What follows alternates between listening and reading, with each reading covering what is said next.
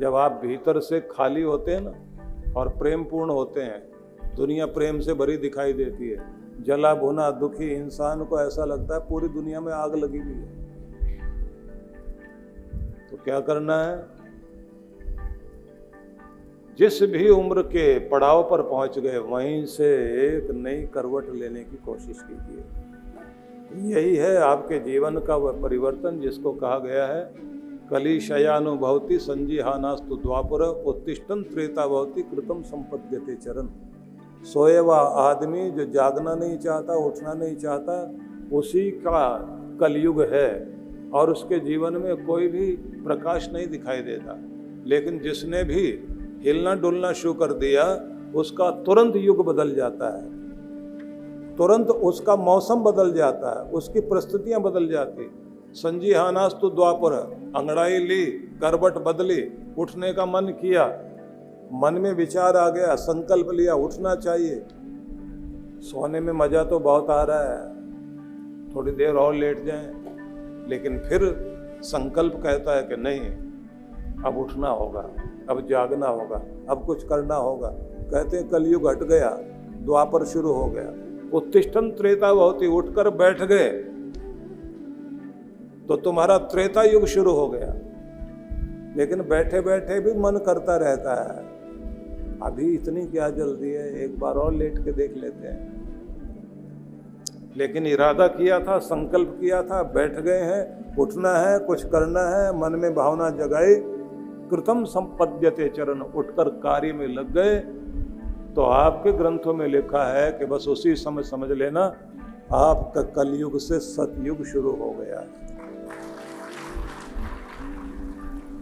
इंद्र का रोहित को जो उपदेश मिलता है, उस उपदेश में ये संदेश है जिसमें इंद्र उस युवक को जो जीवन की समस्याओं से थक गया था और जीना नहीं चाहता था, उसको उपदेश देते हुए उन्होंने एक शब्द को बार बार दोहराया कि कलयुग को सतयुग में बदलो।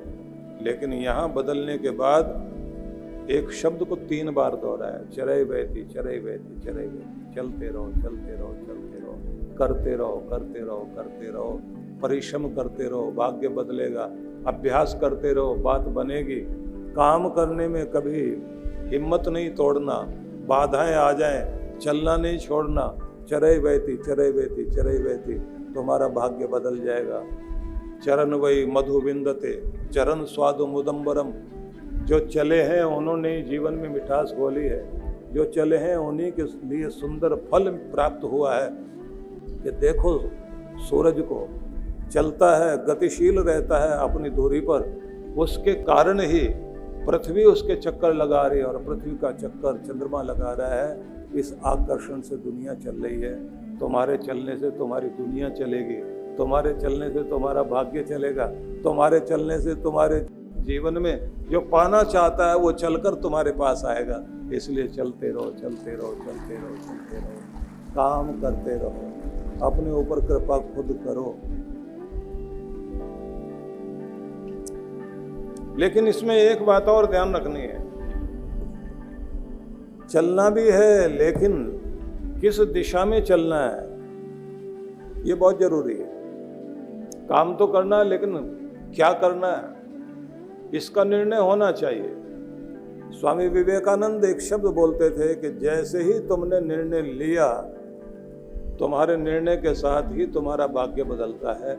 सही निर्णय लीजिए, सही भाग्य आएगा। गलत निर्णय है तो दुर्भाग्य जिंदगी में आएगा। सही निर्णय करने वाले बनिए, पहले ये आपको सोचना है। इसलिए बुद्धि निर्णायक हो सके और बुद्धि सुबुद्धि रहे।